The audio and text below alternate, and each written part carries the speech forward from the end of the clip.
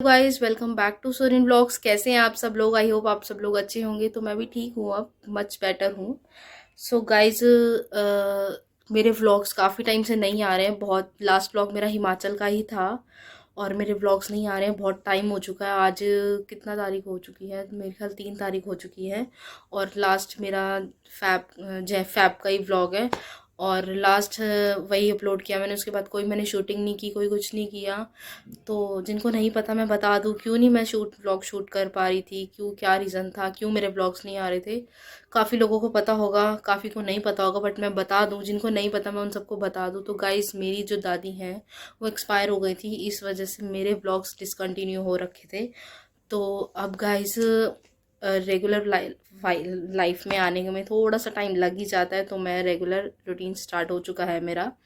तो दादी तो अब हमें जा चुकी है छोड़ के। दुख बहुत ज़्यादा है, बहुत ज़्यादा है। बहुत याद आती है दादी की जब भी घर जाओ। अभी तक, अभी मैं मतलब 12-13 दिन, हाँ, हम लोग वहीं घर पे ही थे 12 दिन।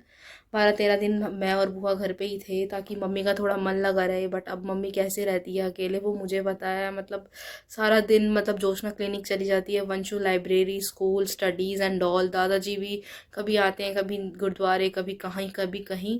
एंड पापा ऑफिस वगैरह है, तो मम्मा बहुत ज़्यादा ही अकेला फील करती हैं। बट हैबिट उनको डालनी पड़ेगी, धीरे धीरे सब कुछ मैनेज करना पड़ेगा। दादी की बहुत याद आती है मम्मी को भी। मम्मी को तो बहुत ज़्यादा आती है, हमको भी आती है। जब भी घर में जाओ, वो दादी का बेड खाली, बस ऐसे ही लगता है कि हाय दादी कहाँ गई, दादी कहाँ गई। दादी की फ़ोटो देखो तो बहुत याद आती है। लेकिन अब रोने का कोई क्या करूँ, रोना तो बहुत आता है, बट दादी की याद भी बहुत आती है। हमारी दादी हमको बहुत प्यार करती थी। दादाजी दादी बहुत ज़्यादा प्यार करते थे, इतने ज़्यादा। दादाजी तो बहुत करते हैं, दादी भी बहुत करती थी।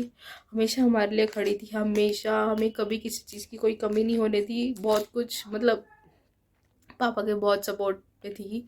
बहुत अच्छी थी हमारी दादी, बहुत ज़्यादा अच्छी। बहुत याद आती है। भगवान उनकी आत्मा को शांति मिले, उनको अच्छी जगह मिले। वो बोल के गई थी कि ज़्यादा रोना मत। पीछे से मम्मी को बोल के गई थी कि ज़्यादा रोना मत, अपना ध्यान रखना। और बाकी दादी का आशीर्वाद है हमारे ऊपर। तो एक सेकेंड गाइस, वेदांश रो रहा है तो मैं आपसे बात करती हूँ। हाँ जी गाइस, वेदांश रोने लग गया था तो मम्मी देख रही थी। तो गाइस, आज बहुत ज़्यादा मतलब मन नहीं कर रहा था इतने टाइम से व्लॉग शूट करने का, कुछ भी करने का मन नहीं कर रहा था। और वेदांश की भी तबीयत थोड़ी ऐसी ही थी, उसको काफ़ी ज़्यादा खांसी वगैरह हो रखी है। अभी मैं सुबह उसको दवाई दिला के लेके आई हूँ। और बस गाइस, यही था कि दादी की बहुत याद आती है। बहुत ही मतलब दादी के जो प्राण निकले हैं वो जोशना के हाथ हाथ में निकले हैं। मतलब वो क्लिनिक जा रही थी, शाम का टाइम था, वो क्लिनिक जा रही थी। उसने कहा कि दादी से मिलके जाती हूँ। तो मतलब दादी लेटी हुई थी, कुछ भी नहीं था ऐसा। और वो तो दादी से मिलके गई थी। मिलनी तो दादी ना थोड़ा ऐसे ही मतलब ठीक थी, नॉर्मल थी, ऐसा कुछ हो नहीं रहा था उनको।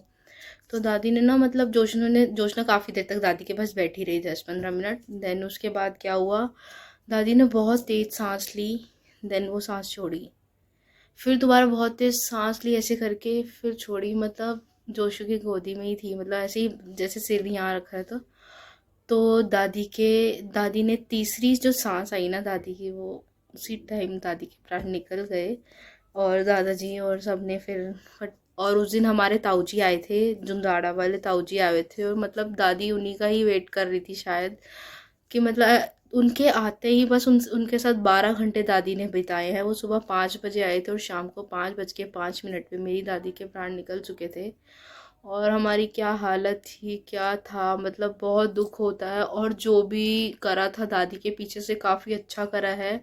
दादी का गोर का और उसका सूरज के डोरे का जो उद्यापन होता है वो करा था। वो होता है कि सुहागनों को देते हैं। तो दादी ने अभी 20 मार्च को ऊजना था, मतलब कि सारी मतलब सुहागनों को बुला के उनको खाना खिला के उनको साड़ी श्रृंगार और पैसे वगैरह देने थे।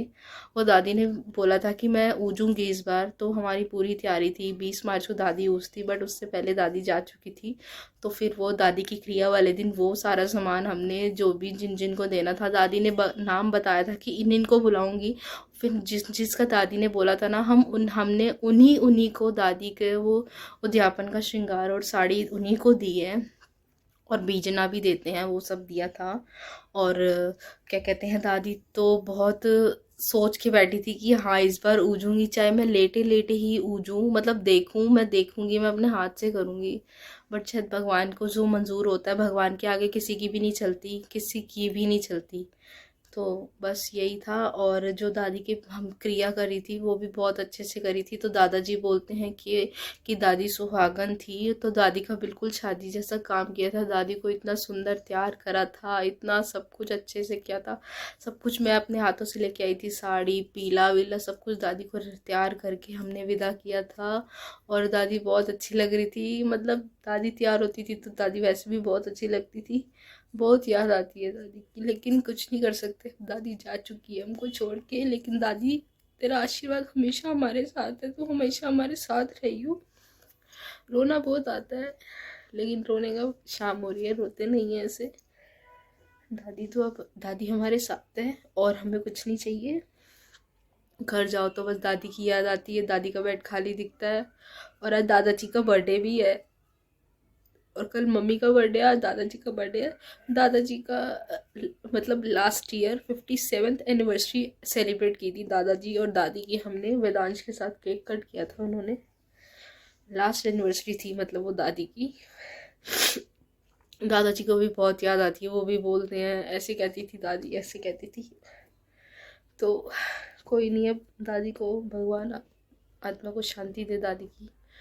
और हम लोग हरिद्वार गए थे, बस लेकर गए थे, काफ़ी लोग गए थे, बहुत अच्छे से सब कुछ हुआ, बहुत ही अच्छे से, हर काम में बरकत हुई है बहुत ज़्यादा। और अब दादी का पहला त्यौहार आ रहा है 8 मार्च को, तो और ठीक है, दादी का पहला त्यौहार होगा, उसके बाद मम्मी भी थोड़ा कहीं जाना आना होगा तो जाना पड़ेगा, क्योंकि घर में अब काफ़ी टाइम तक नहीं बैठ सकते। तो अभी मम्मी दादी होती ना तो हमें, मम्मी को कुछ चीज़ सोचने की टेंशन नहीं होती। दादी बेधड़क बोलती है तुम जाओ मैं अपने आप कर लूँगी, तुम जाओ मैं कर लूँगी। बट कोई बात नहीं, अब हैबिट मम्मी को डालनी पड़ेगी। भगवान मम्मी को भी हिम्मत दे और पापा को भी हिम्मत दे, ताकि वो अच्छे से अपने घर संभाल सके। तो ठीक है गाइस, इसी के साथ करती हूँ मैं ब्लॉग का एंड। मिलती हूँ मैं आपसे नेक्स्ट ब्लॉग में। ठीक है guys, bye bye, take care.